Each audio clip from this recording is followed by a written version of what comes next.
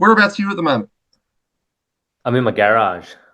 I'm in New York. Yeah, I'm just at home, yeah. I'm in Melbourne. nice. So you've got little, is the garage your little home studio area? Yeah, so the garage is like where I film all my content. I've got like a green screen over there. I had like a Christmas wall up here that I've painted, and then I've got my studio in the other room. So I do everything from home. Nice. Easy. Yeah. So, mate, how did you get involved in Reef Rave? What can you tell me about it? So the REEF RAVE, so my whole journey with the toddler techno stuff started when my daughter was born about a year, almost 2 years ago. So that's when I started to remix like the nursery rhymes. So I wanted to remix songs that she knew because I worked at home, like my wife. So I had my daughter in my studio with me, and I wanted to party with her. And Mm. she captured my heart as well. So I kind of was like, forget everybody else. I'm just going to care about what you want. And then posted that on TikTok, blew up on TikTok and social media. Um, we did the first tour after that. So after that, to rewind a little bit, Hmm. I thought maybe we could do maybe 3 or 4 like little baby raves, right? So I teamed up with a promoter, and then we ended up selling out 35 shows across the nation in the last maybe 3 months, which was crazy because I was like, what the hell? Mm. 20,000 tickets. Yeah, so this Reef Rave now is the summer run. So it's a underwater theme. Um, it's going to be super cool. I mean, we learned a lot from the first run as well. So this one we've got like roaming performers for the kids. It's going to cater for the parents and the whole family. Yeah, so it should be really really fun. I mean, last time we had newborns to grandparents. Yeah. Crazy. Yeah.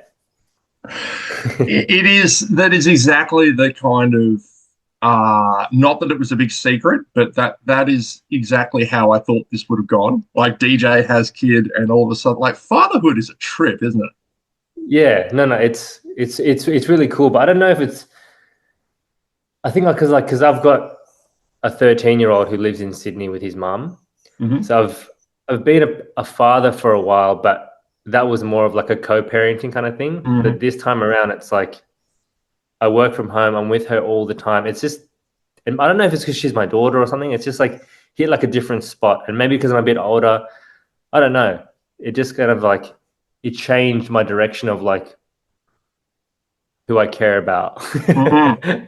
Yeah, Well, I don't know. Yeah, it changes everything about you, doesn't it? Because all of a sudden it's, you're going through life doing your own thing, and then all of a sudden, bam, you are responsible for keeping like keeping another yeah, human yeah. being alive, and it changes your entire perspective. There's nothing It's that it doesn't touch in your life.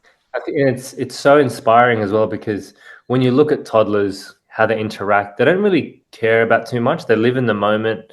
They're very like, I mean, they're fussy, but they're kind of not fussy as well. Like they don't really care if you move them from one location to the other. They're just like, oh, cool, and they're very like real. They have no secret agenda. They're just like, I like you or I don't like you, and that's super Hmm. inspiring. They just have fun, you know. There's something about them that they are purely instinctual creatures. It Yeah, is yeah, fun, not fun. They're not sensitive. They don't give a stuff about how about context or anything. yeah, They don't have any understanding about it, and so it's, yeah. yeah. And they don't care about clout. So my twin brother's the purple wiggle, right? So she's like watching him on the TV, and then he comes over and he's dressed up, but then she doesn't really like go, "Oh my God, you're that guy." So toddlers don't get starstruck, or they don't care to put like there's no clout in their world. They just Mm. go, "Cool. I don't care if you have this many followers." And there's something like cool about that. It's just like the Yeah. yeah. It's interesting, isn't it? I became so I'm my eldest is 10. So, I Yeah. have two kids, so I've done the whole toddler thing, but that was a while ago now. But in 2020 is when I got back into music journalism. That's when I met Anthony and became quite good friends with him. He took me to my first ever rugby game this year. Oh, You he's know, awesome. yeah. And met your brother. He's quite a talented bugger. The first time we were there, he was just going around with a very flash-looking camera, and Funny. afterwards, I saw this video that he'd shot of an unusual comedy gig, and I was like, talented bugger. Because I'd heard of Justice Crew, but that's just not my world. So Didn't really follow. Yeah. um, yeah. So they're all lovely. But it's infuriating because I became friends with the Wiggles after my kids aged out of the Wiggles. Oh. Have another one. Just have another one. Oh, Just no, right? No, done. You've done your time. I've done my You're time. out. I ain't doing that again. No more nappies for me. Yeah, the next nappies I see, I'll probably be wearing them. Mate, so how did you first react when you found out that your brother had scored the gig with the Wiggles? Oh, that was super interesting because, like we talk on a daily. So John was doing PTing quite a lot, and I was still in the performance scene. I was pursuing to be a DJ, and I always knew that he wanted to get back into the performance space. And then he told me like, oh yeah, I bumped into Anthony at the local pizzeria, and I was like, oh wow, he must live locally. And then he would just tell me like he kept bumping into him, and then he's like, oh, I'm gonna do this little segment, like a little pantomime thing. And I was like, oh, that's really cool. Because, I wanted him to also get back into the performance space. And then he became the Purple Wiggle. And I was like, oh, wow, that's so cool. So, like, I was really happy for him because he was able to do what he loved, which is entertain people. I didn't really think like, oh, maybe I can remix your album in 3 years' time.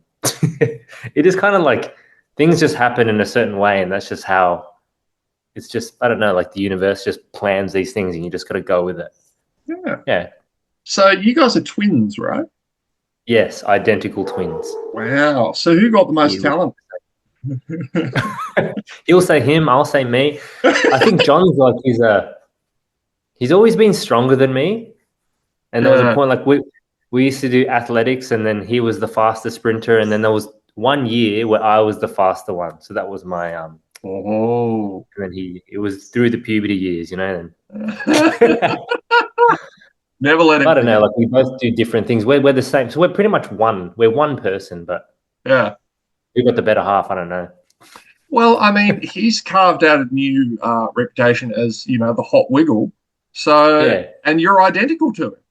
So, when I used to hear those articles, I'm like, but I'm identical. Don't say this about me. Where's my article? Like, I'm over here, just stand on side stage and just come out going, hi. Me too. Trying to get out of the way. That's cool. Can you see yourself continuing this theme once your daughter is aged out of it? I did think of this. I was like, because I've been making music like she was into Twinkle Twinkle Little Star, so I did that. And then she was into The Wheels on the Bus, and then I did that. And then I was thinking like when she kind of ages, do I also age with her? Because I might take the lead. I do have a boy coming in April, so he might slow it down. Yeah, or make me pull my hair out. I don't know. Well, I mean, I feel like you have definitely. I wasn't aware of your career prior to this, to the children's entertaining stuff, but I feel like you've got this is the universe saying this is a thing, and there's an appetite for it.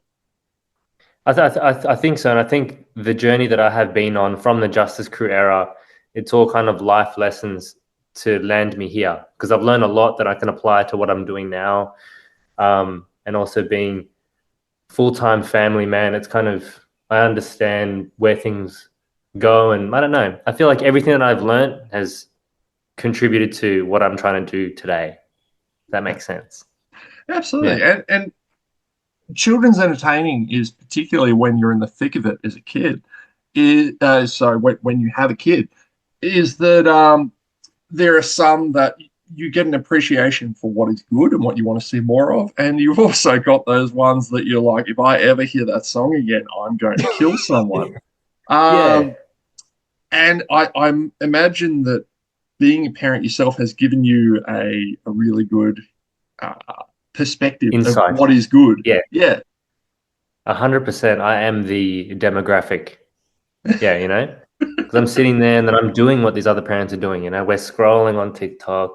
We put the phone away. They're trying to get the phone. They hear a video. They want to look, and then you play with them and you see what they're watching. It's super interesting. So I'm like, I'm like an intern. I'm interning. So following on from that, I mean, there are, obviously things that parents enjoy, and also things that might drive parents up the wall. With that in mind, what's Blippi like? I mean, like, I hear mixed things about, to me, like, because I have a stepson that I live with, so he's 10, so he loved Blippi growing up, and he still watches him now, even though he's kind of borderline, like, getting too old. But no, it's good. Like, I think what he has to offer is really entertaining for that middle market, maybe like 4 to 10 years old.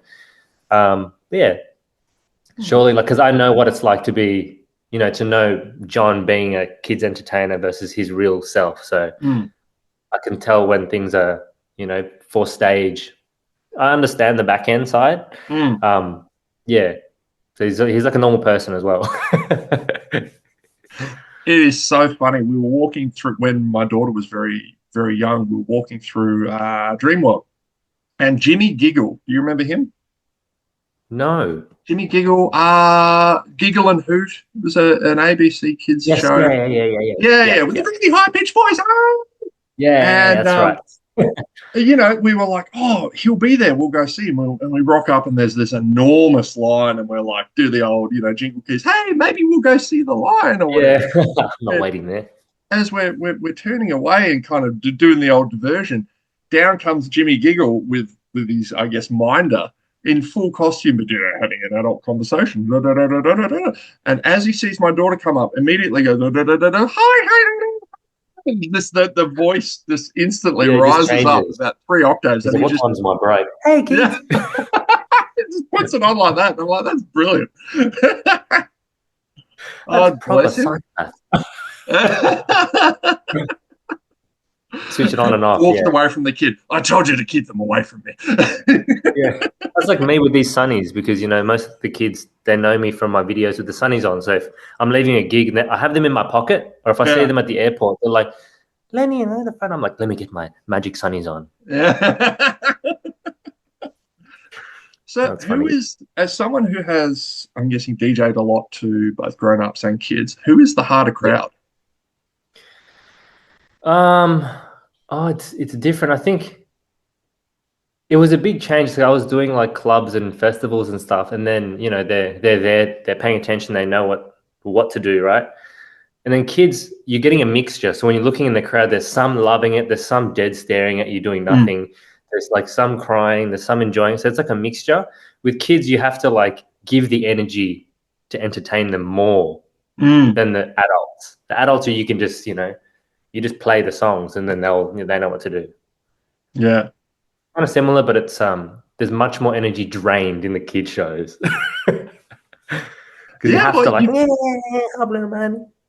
have to get into them, otherwise, because their attention span is this tiny thing, and if you lose them, they're tiny. Yes, you got to keep going. Ta-da, ta-da.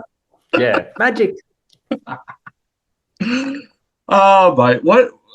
Lastly, we're coming up to the end of the year. What do you want for Christmas?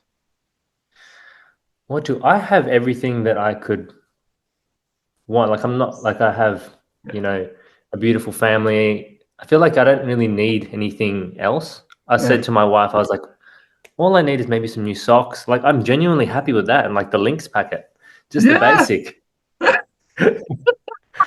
And because because I have little kids, it's exciting for them to experience it, because my daughter didn't understand Christmas last year, but now she knows tree and Santa. So she's kind of like getting it, and it's exciting to be able to give her presents to go, open it. Yeah. That's mad. I love it. Lenny, thank you, mate, very much for your time today, dude. It has been lovely to meet you. Nice to meet you too. Yeah, man. It's nice to see that you are every bit as pleasant as your brother. And easy, man. Look, I will no doubt see you around the traps. And surely. Have a great day. No worries, you too. Let's chat. See you, man. Bye.